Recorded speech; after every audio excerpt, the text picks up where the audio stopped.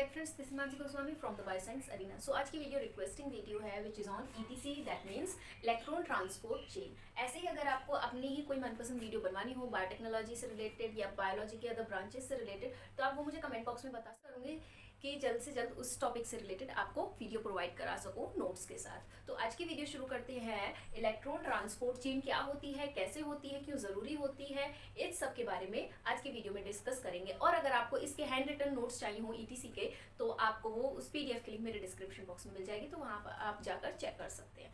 अब उसके बाद हम बात करते हैं अपने टॉपिक ईटीसी के बारे में। जैसे कि हमें पता है ग्लूकोज जो हमें डाइट के थ्रू मिलती है वो ग्लूकोज किस में चेंज होती है, पायरूवेट में चेंज होती है। एक मॉलिक्यूल ग्लूकोज का will be converted into 2 molecules of pyruvate, and then ये जो पायरूवेट है ये एसिटाइल कोएंजाइम ए बनाता है। ये भी हमने पढ़ा। ग्लूकोज से पायरूवेट बनना इज नोन एज ग्लाइकोलाइसिस, जो कि इसकी मैं सेपरेट वीडियो बना चुकी हूँ। अगर आपको ये जानना हो तो इस वीडियो की लिंक भी आपको मेरे डिस्क्रिप्शन बॉक्स में मिल जाएगी। एज वेल पायरूवेट से एसिटाइल कोएंजाइम में कैसे बनता है इसकी भी मैं वीडियो बना चुकी हूँ, तो ये भी आप देख सकते हैं। इसकी भी वीडियो मेरे डिस्क्रिप्शन बॉक्स में मिल जाएगी।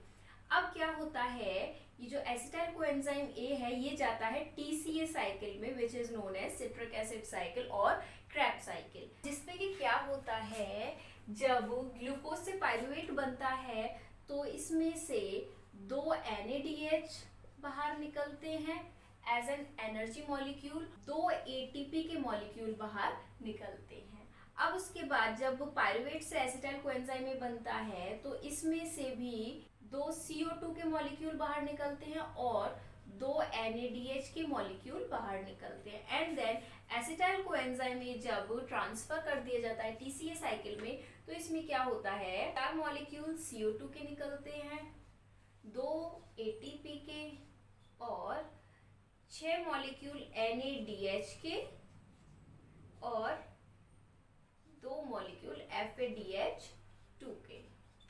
इस तरीके से कुछ हमारे पूरे सेल में प्रोसेसिंग होती है एटीपी बनाने के लिए।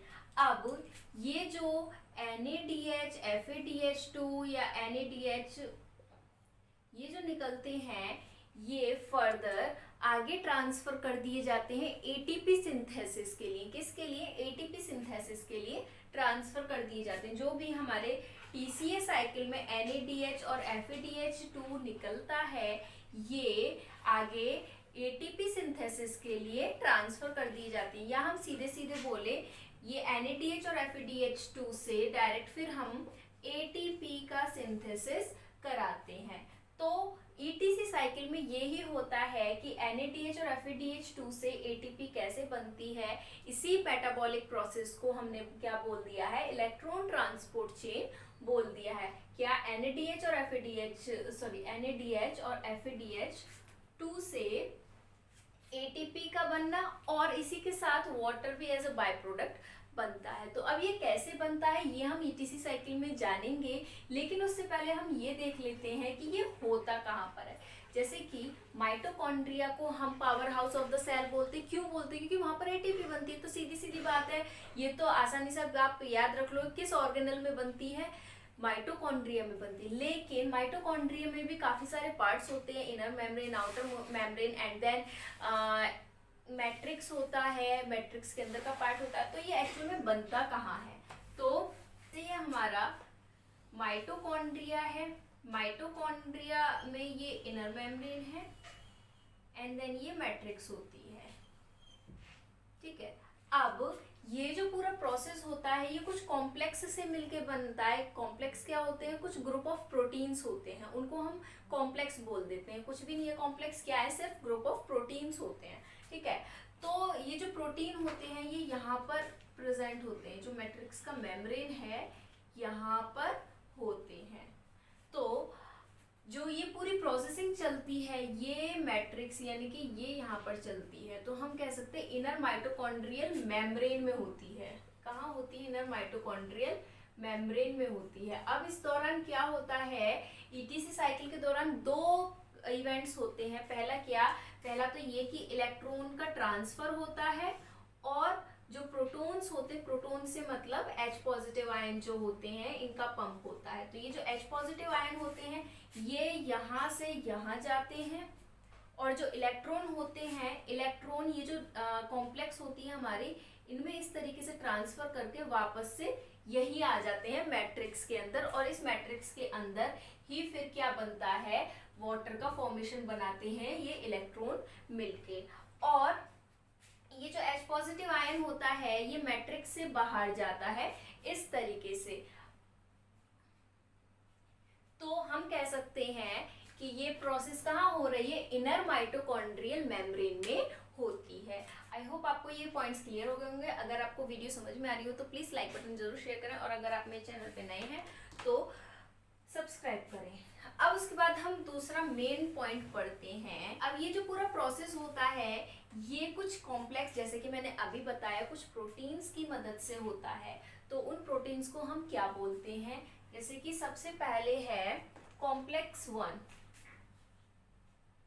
क्या है कॉम्प्लेक्स 1, जिसको हम क्या बोलते हैं, NADH कोएंजाइम क्यू रिडक्टेज बोलते हैं, या फिर हम इसको NADH डिहाइड्रोजिनेज भी बोलते हैं। क्यों बोलते हैं, क्योंकि ये जो NADH था हमारा, ये NADH जो बन रहा है, ये ऑक्सीडेशन होता है वो कहाँ पर जाकर होता है, कॉम्प्लेक्स फर्स्ट पे जाके होता है। कैसे होता है वो हम अच्छे से डिस्कस करेंगे, तो उसकी दिक्कत वाली बात नहीं है।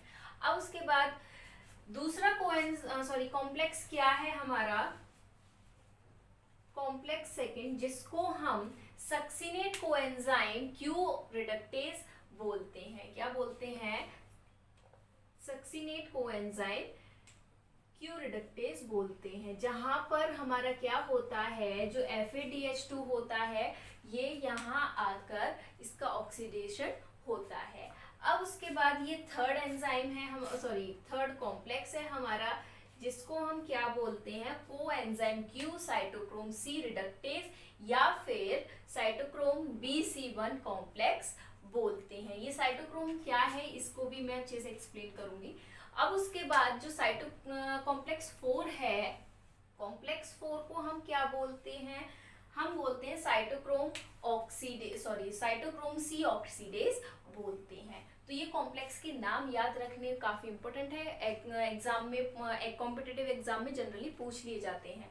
अब इसी के साथ एक पॉइंट और क्या याद रखने वाली बात है, अगर आप कॉम्पिटिटिव एग्जाम के लिए तैयारी कर रहे हैं तो इसमें ये जो हमारी पूरी प्रोसेसिंग होती है, इसमें ये जो NADH है या FADH है, या फिर जो इलेक्ट्रॉन्स का ट्रांसफर हो रहा है, ये किस पाथवे में होता है, ये बात याद रखनी जरूरी है। कहने का क्या मतलब है, सबसे पहले ग्लाइकोलाइसिस होती है, एंड देन उसके बाद पायरुवेट से एसिटाइल कोएंजाइम A बनता है, एंड देन उसके बाद TCA साइकिल के बाद क्या होता है, जो भी हमारे एनर्जी मॉलिक्यूल निकले NADH और FADH2 वो इलेक्ट्रॉन ट्रांसपोर्ट चेन में चले जाते हैं, और उसके बाद ATP का सिंथेसिस हो जाता है। तो ये पूरा पाथवे याद रखना बहुत बहुत जरूरी है। ये जो ETC साइकिल है ये एक्सोजर्निक साइकिल होती है।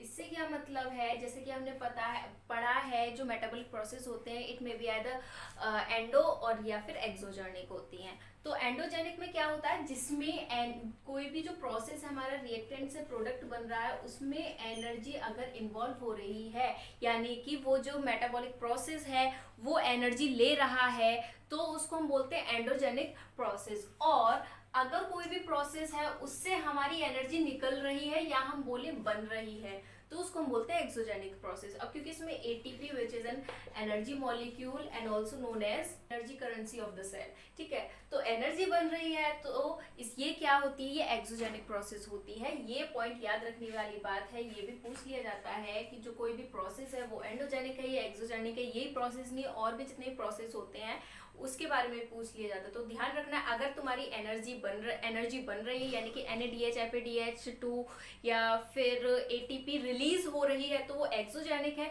और अगर आपकी एनर्जी उसमें कंज्यूम हो रही है, वो ATP NADH या FADH2 को ले रहा है अपने प्रोडक्ट बनाने के लिए, तो वो एंडोजेनिक प्रोसेस होता है। तो ये पॉइंट क्लियर होना चाहिए।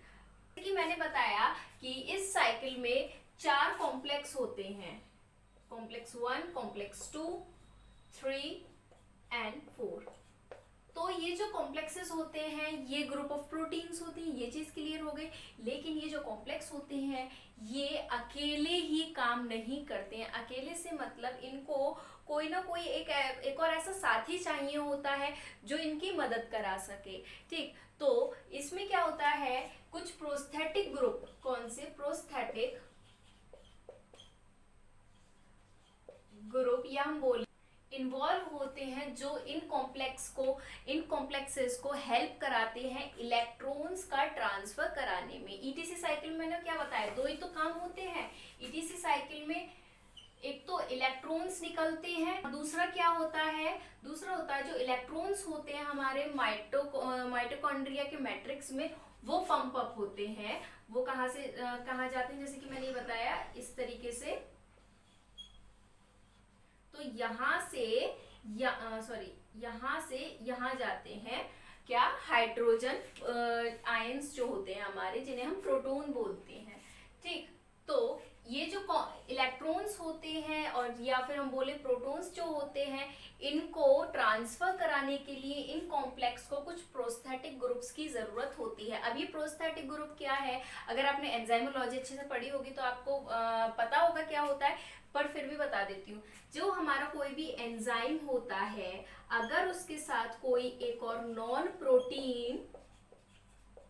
कोई भी नॉन प्रोटीन पार्ट आके जुड़ जाए। अब नॉन प्रोटीन क्या हो सकता है, आयरन सल्फेट हो सकता है, जो कि हम इसमें पढ़ेंगे। ठीक है, और भी काफी सारे होते हैं। तो ये जो नॉन प्रोटीन होता है ये इसके पास आके क्यों जुड़ा, ऐसी बेमतलब तो जुड़ेगा नहीं, कोई ना कोई इसका भी रीजन होगा।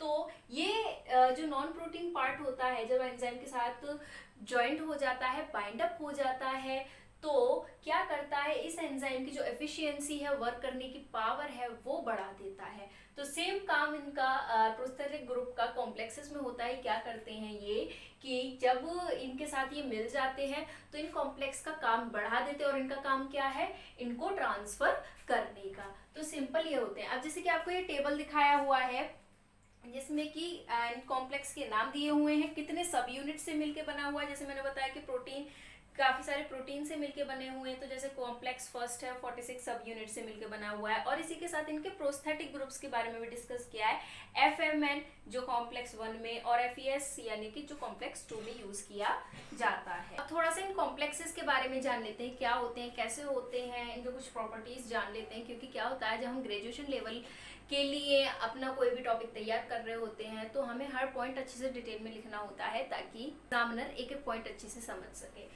तो सबसे पहले हम बात करते हैं कॉम्प्लेक्स फर्स्ट के बारे में, जो कि सबसे पहला कॉम्प्लेक्स होता है और सबसे बड़ा भी होता है, लार्ज कॉम्प्लेक्स होता है, मल्टी सब यूनिट से मिलके बना हुआ होता है। इसमें क्या क्या चीज होता है, जैसे कि मैंने बताया, एक मॉलिक्यूल FMN का होता है, जिसको हम फ्लेविन मोनो न्यूक्लियोटाइड कहते हैं। इसकी फुल फॉर्म याद रखना काफी इंपॉर्टेंट है। अब इसी के साथ आयरन सल्फर सेंटर होता है, 6 से 7 इनमें आयरन सल्फर सेंटर प्रेजेंट होते हैं। अब उसके बाद हम सेकेंड कॉम्प्लेक्स की बात करते हैं। सेकेंड कॉम्प्लेक्स को हम सक्सीनेट डिहाइड्रोजिनेज भी बोलते हैं। इनर माइटोकॉन्ड्रियल मेम्ब्रेन में प्रेजेंट होता है ये। और ये क्या करता है, आपने अगर TCA साइकिल पढ़ा हुआ हो तो सक्सीनेट जो होता है, सक्सीनेट ट्यूमरेट में चेंज होता है। अब वो किस एंजाइम की मदद से होता है, वो सक्सीनेट डिहाइड्रोजिनेज एंजाइम की मदद से होता है। ठीक है, तो इसका एक मेन वर्क ये भी होता है TCA साइकिल में।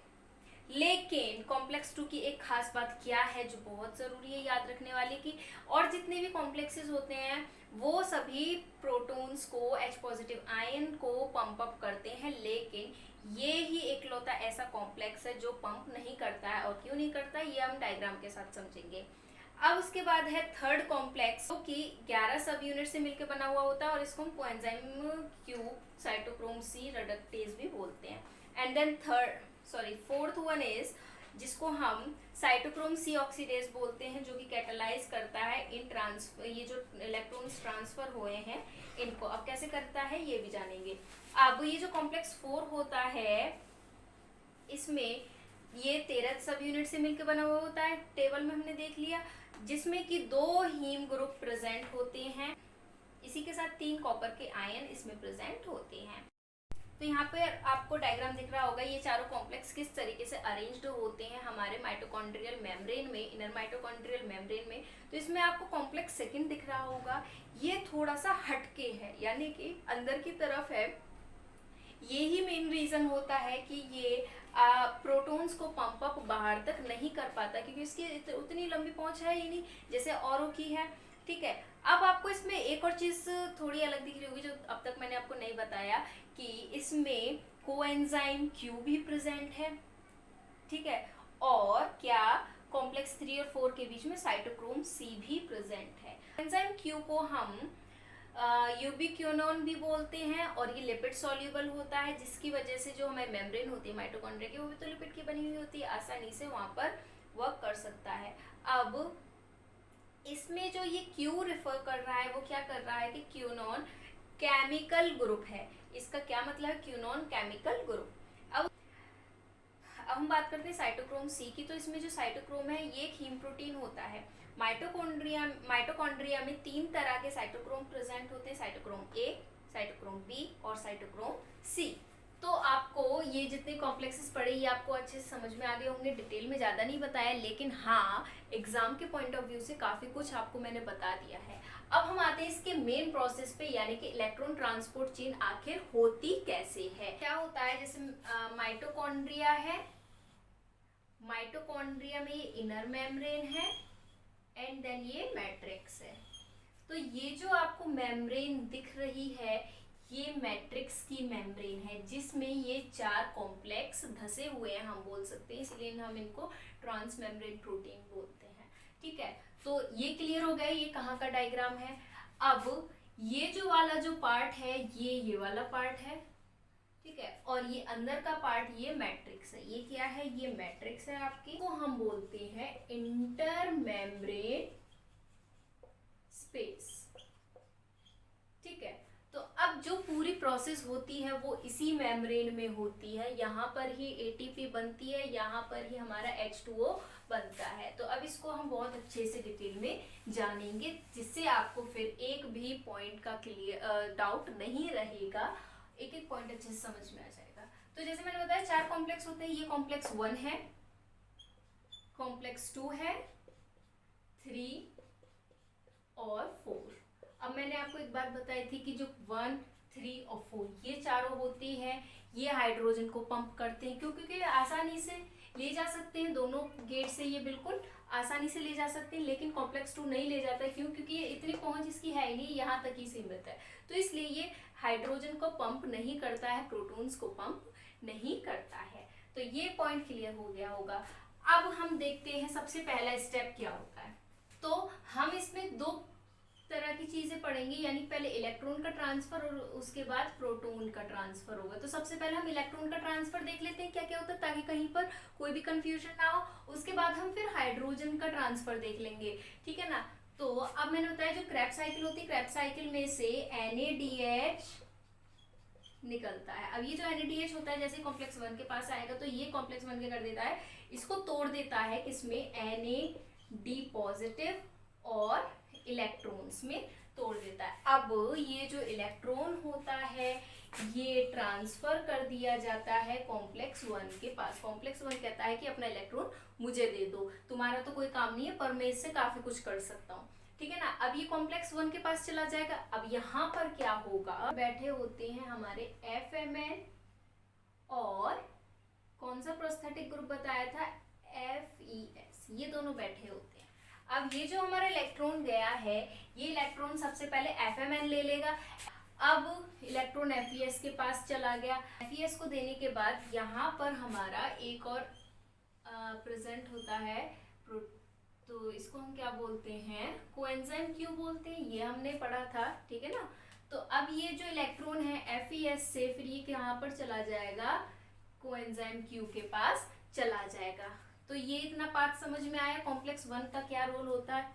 अब उसके बाद दूसरा हमारा क्या एंजाइम मॉलिक्यूल निकल रहा था क्रेब्स साइकिल से, FADH2।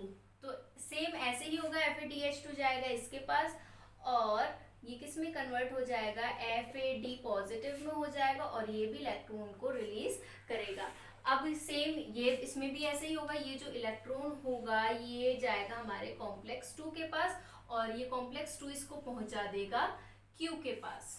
तो अब क्या होगा, कॉम्प्लेक्स 1 और कॉम्प्लेक्स 2 दोनों ही अपने इलेक्ट्रॉन कोएंजाइम Q को दे देते हैं। अब इस केस में क्या होता है, जो कोएंजाइम Q होता है ये अपनी रिडक्टेज फॉर्म में आ जाता है, जिसकी वजह से अब क्या होगा, जो ये दोनों इलेक्ट्रॉन गए हैं ये आगे ट्रांसफर कर दिए जाएंगे कॉम्प्लेक्स 3 के पास। कहाँ पर कर दिए जाएंगे, कॉम्प्लेक्स 3 के पास कर दिए जाएंगे। This is 1 2, this one is 3 complex and fourth one complex. फिर उसके बाद क्या होगा, ये जो कॉम्प्लेक्स थर्ड होता है इसमें क्या क्या प्रेजेंट होता है, जैसे इसमें था प्रेजेंट साइटोक्रोम बी और FeS और उसके बाद साइटोक्रोम। तो ये जो इलेक्ट्रॉन गया है ये जाएगा साइटोक्रोम बी के पास, then FeS and then cytochrome के पास।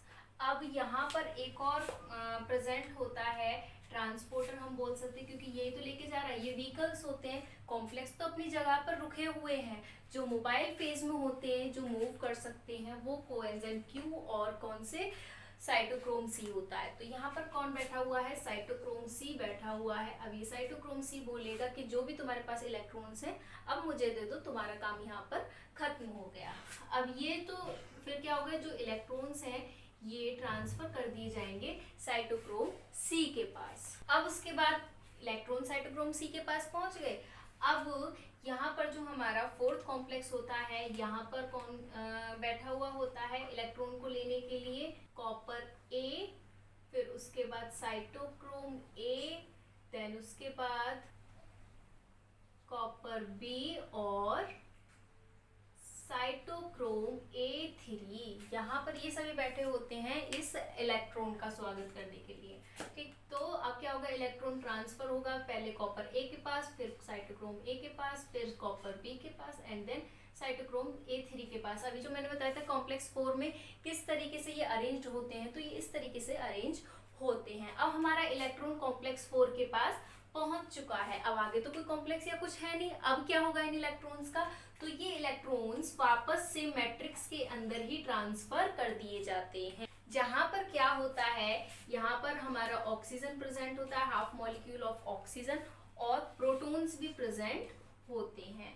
तो अब ये जो हमारा इलेक्ट्रॉन है ये इलेक्ट्रॉन ऑक्सीजन और प्रोटॉन के साथ मिलकर H2O यानी कि वाटर का फॉर्मेशन करते हैं। तो इस तरीके से इलेक्ट्रॉन का ट्रांसफर होता है, इसी को हम इलेक्ट्रॉन ट्रांसपोर्ट चेन बोलते हैं। अब यहाँ पर एक सोचने वाली बात ये है कि ये इलेक्ट्रॉन का ट्रांसफर हुआ मैट्रिक्स से, वापस से ही मैट्रिक्स में आ गए, तो इसका क्या मतलब हुआ, ये जो इलेक्ट्रॉन वाटर बना रहा है यहाँ अंदर भी तो बना सकता था, इतना झंझट करने की क्या जरूरत थी, इतना लंबा रास्ता नापने की क्या जरूरत थी। तो यहाँ पर जो मेन पॉइंट है ये इलेक्ट्रॉन ट्रांसपोर्ट का वो ये है कि जैसे जैसे इलेक्ट्रॉन ट्रांसफर होते हैं उसमें से एनर्जी निकलती है।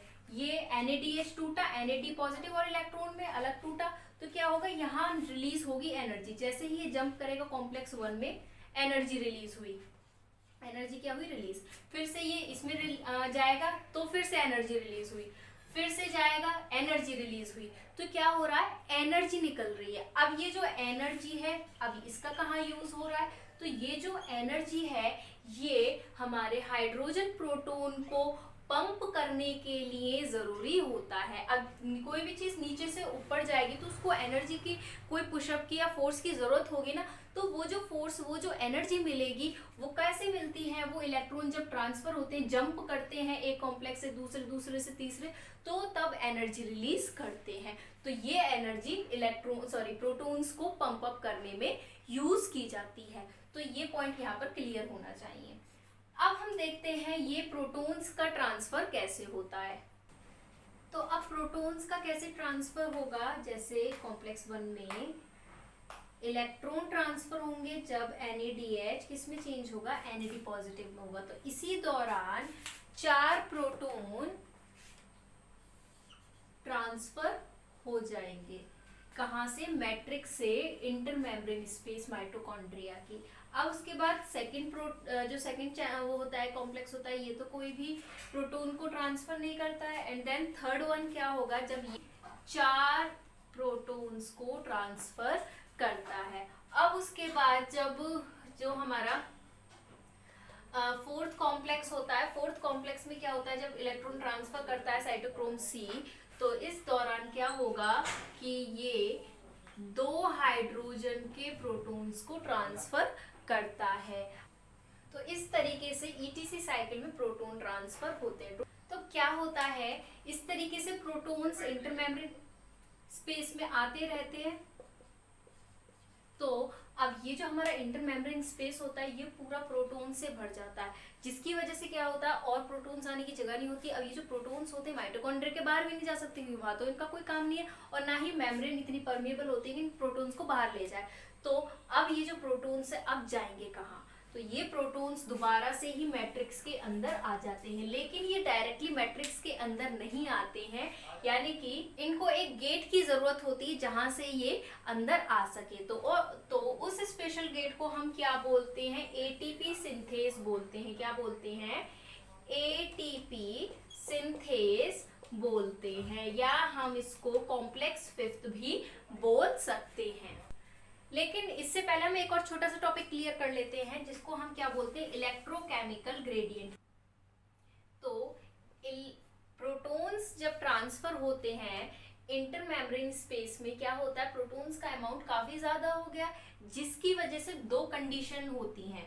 पहला क्या है, पीएच ग्रेडियंट, और दूसरा क्या है, वोल्टेज ग्रेडियंट। अब ये दोनों क्या होते हैं, तो क्या होगा, जब प्रोटॉन्स हमारे इंटरमेम्ब्रेन स्पेस में जाएंगे माइटोकॉन्ड्रिया के, तो पॉजिटिव आयंस काफी सारे हो जाएंगे, जिसकी वजह से क्या होता है, यहाँ का जो पीएच होगा वो 7 हो जाता है, और जो यहाँ का यानी कि मैट्रिक्स का जो पीएच होता है वो कितना हो जाता है, 8 हो जाता है। तो प्रोटॉन्स के ट्रांसफर की वजह से पीएच में चेंज आता है, इसी को हम बोलते हैं क्या, पीएच ग्रेडियंट बोलते हैं।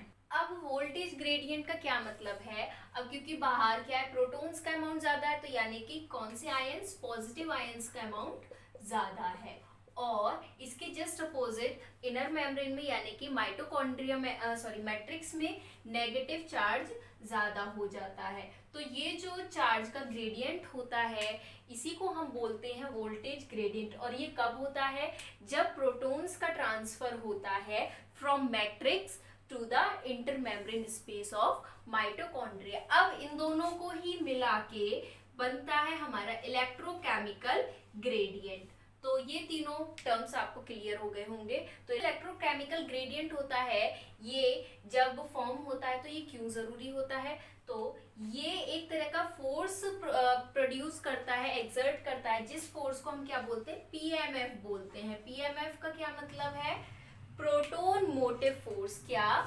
Proton motive force.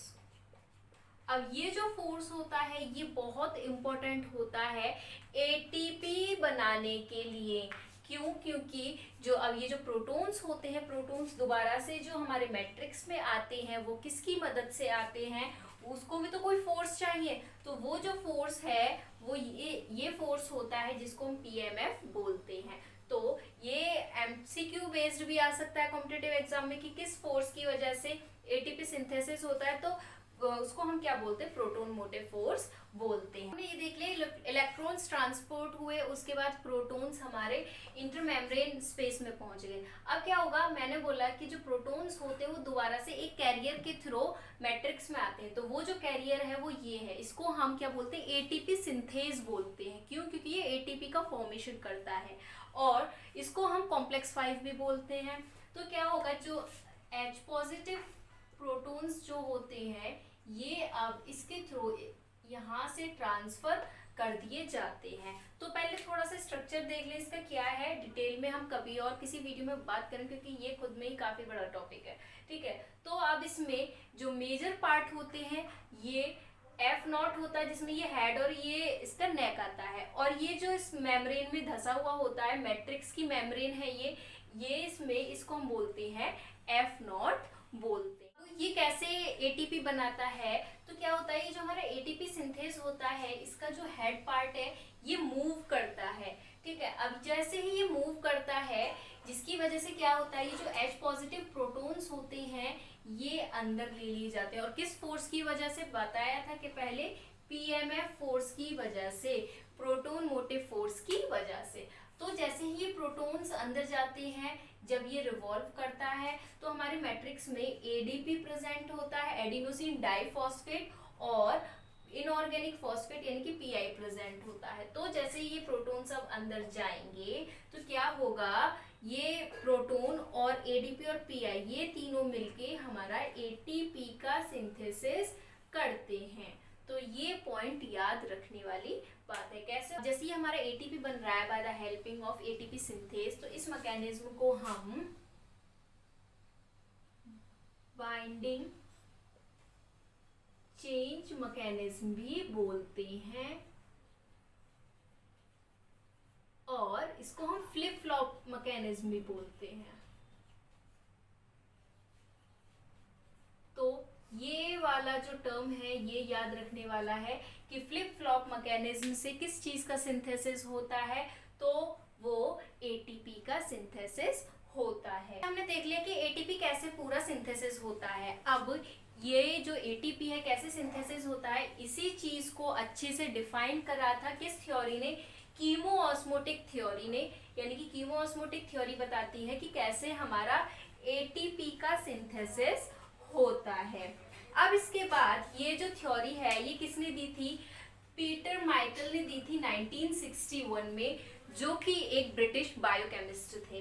अब अकॉर्डिंग टू हिम ये क्या कहते हैं कि जो हमारे इलेक्ट्रॉन्स होते हैं जब ये ट्रांसफर होते हैं तो ये एक एक्टिव ट्रांसपोर्ट सिस्टम बना देते हैं, जिसकी वजह से क्या होता है, जो प्रोटॉन्स होते हैं वो पंप होते हैं और माइटोकॉन्ड्रिया मैट्रिक्स से बाहर जाना शुरू कर देते हैं। और कहाँ जाते हैं, मेम्ब्रेन, इनर मेम्ब्रेन में जाना शुरू कर देते हैं माइटोकॉन्ड्रिया की। अब क्या होता है कि ये जो प्रोटॉन्स होते हैं ये आउटसाइड जाते हैं, यानी कि बाहर जाएंगे, इनर मेम्ब्रेन में जाएंगे, have tendency to flow back into the matrix. अब इनके पास ये टेंडेंसी होती है, ये स्पेशलिटी होती है कि ये दोबारा से फ्लो बैक करें, यानी कि दोबारा से मैट्रिक्स में आ जाएं। ये हमने देखा था, एक एक पॉइंट आपको समझ में आ रहा होगा। अब उसके बाद जब ये मैट्रिक्स में आते हैं, जिसकी वजह से क्या होता है, जो पीएच पहले अलग था, यानी कि इंटरमेम्ब्रेन स्पेस का अलग था, पीएच 7 था और मैट्रिक्स का 8 था। तो ये जो पीएच ग्रेडियंट एग्जर्ट हुआ है इसको ये इक्वलाइज कर देते हैं जब ये प्रोटॉन्स दोबारा से अंदर आना शुरू करते हैं, और जिससे कि क्या होता है, ये जो प्रोटॉन्स अंदर आते हैं ये यूज कर लिए जाते हैं एटीपी सिंथेसिस के लिए। तो ये ही थ्योरी कहती है कीमोऑस्मोटिक थ्योरी, और इसी तरीके से एटीपी का सिंथेसिस किया जाता है। यहाँ खत्म होती है हमारी आज की वीडियो, एंड आई होप आपको वीडियो समझ में आई होगी। इसी तरह की और वीडियोस के लिए आप मेरा चैनल सब्सक्राइब करें अगर आपने अब तक चैनल सब्सक्राइब नहीं किया है, और अपने फ्रेंड्स में भी शेयर करें।